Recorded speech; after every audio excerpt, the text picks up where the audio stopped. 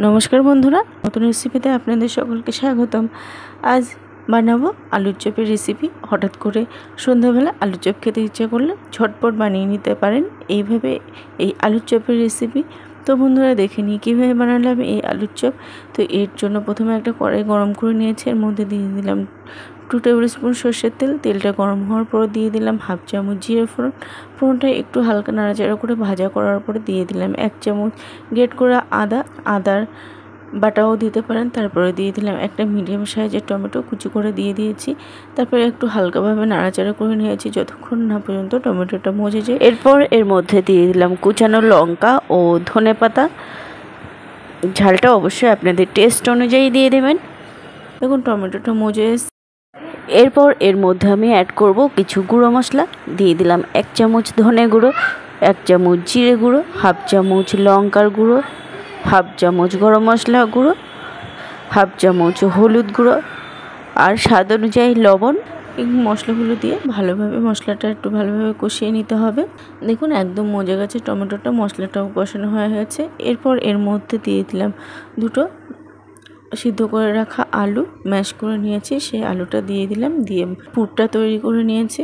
এরপর একটা পাত্রে নিয়ে নিলাম বেসন 200 গ্রাম হবে। তারপর দিয়ে দিলাম স্বাদ অনুযায়ী লবণ, হলুদ গুঁড়ো 1 চামচ আর 1 চামচ কাশ্মীরি রেড চিলি পাউডার, এটা কালারের জন্য।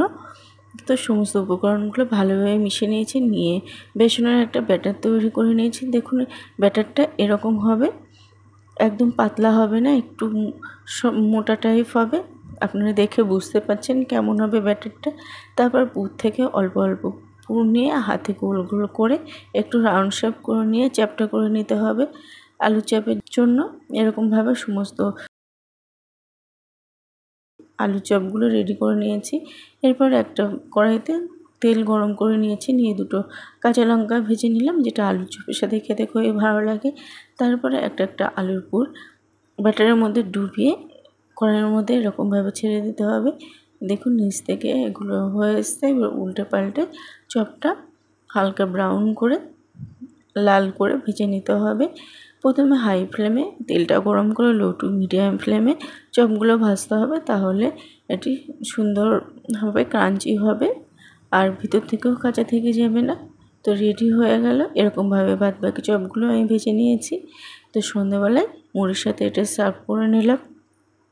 তো বন্ধুরা রেসিপিটা আপনাদের কেমন লাগলো অবশ্যই কমেন্ট করে জানাবেন।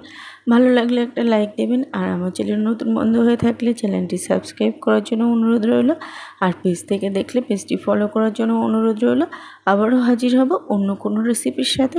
সবাই ভালো থাকবেন।